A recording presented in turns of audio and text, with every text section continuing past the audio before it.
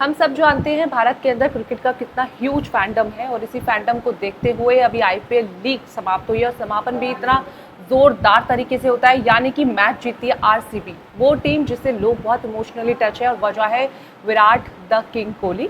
3 जून को मैच जीतती है और बैंगलोर के अंदर तो माहौल ऐसा बन जाता है कि जैसे कोई दिवाली हो। लोगों ने इस तरह से इस जीत का जश्न मनाया था और इस बोलते हैं ना कि जीत में रंग में भंग डल जाना, वैसा ही कल हुआ है। यानी कि चिन्ना स्वामी स्टेडियम में बैंगलोर के अंदर जो सीएम थे उन्होंने एक इवेंट ऑर्गेनाइज किया जिसमें टीम का वेलकम किया गया और ग्रैंड सेलिब्रेशन रखा गया। उस सेलिब्रेशन के अंदर लोगों की भीड़ और भगदड़ मच जाती है, जिसके में 11 लोगों की मौत हो जाती है और 50 से ज़्यादा लोग घायल हो जाते हैं।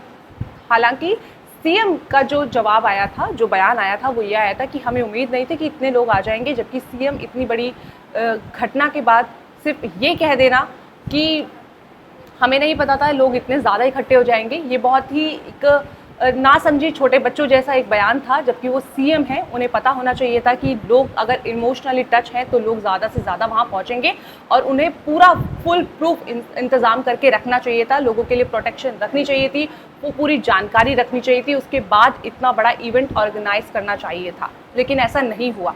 3 जून को मैच जीती और 4 जून को इवेंट ऑर्गेनाइज हो जाता है, जबकि कुछ दिनों का वेट करना चाहिए था, लोगों को प्रॉपर बताना चाहिए था कि इवेंट किस दिन होगा, कैसे होगा, कितने लोग इसमें आ सकते हैं, क्या ये फ्री है या अनफ्री है, ये भी जानकारी लोगों को देनी चाहिए थी। क्योंकि अब मीडिया रिपोर्ट्स के अंदर खबर निकल कर ये आ रही है कि ये हादसा इसलिए इतना हुआ क्योंकि लोगों के अंदर एक अफवाह फैल गई थी, एक फेक न्यूज़ फैल गई थी कि फ्री में टिकट बट रही है, तो उस फ्री की टिकट लेने के लिए लोगों का इतना बड़ा हजूम पहुंच जाता है।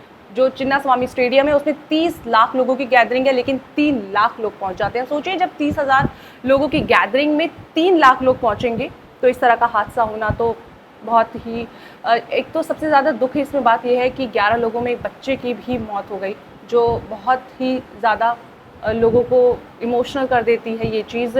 और प्रशासन से एक सवाल ये है कि जो बीते हादसे होते हैं प्रशासन उनसे भी कुछ नहीं सीखता है। कैसे हादसे होते हैं?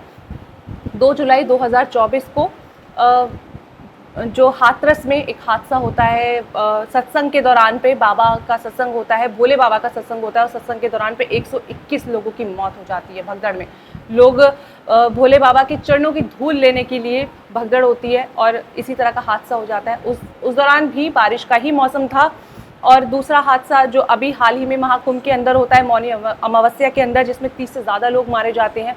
फिर कुंभ के ही अंदर नई दिल्ली के अंदर इसी तरह का हादसा होता है जिसमें 18 से ज़्यादा लोग मारे जाते हैं। और इन हादसों से कुछ भी प्रशासन नहीं सीखता है। क्यों? प्रशासन सही जानकारी लोगों तक नहीं पहुंचाता है। अगर प्रशासन ने कुछ दिन पहले या कुछ दिन बाद इस इवेंट को ऑर्गेनाइज किया होता, फुल प्रोटेक्शन के साथ लोगों को बताया होता कि आप केवल इतने ही लोग आ सकते हैं इसके अंदर, इससे ज़्यादा लोग आप मत आइएगा, एक अलग से एक बस निकाली जाती लोगों के लिए, लोगों को ट्रॉफी और किंग कोहली को और टीम को देखने का मौका मिलता, तो शायद इस तरह का हादसा नहीं होता। लेकिन ऐसा नहीं हुआ। तुरंत के तुरंत इवेंट ऑर्गेनाइज कर दिया गया, जिस वजह से 11 लोगों को अपनी जान गंवानी पड़ी। ये सीएम की ये प्रशासन की समझदारी नहीं थी। प्रशासन को सही तरीके से इवेंट को ऑर्गेनाइज करना चाहिए था।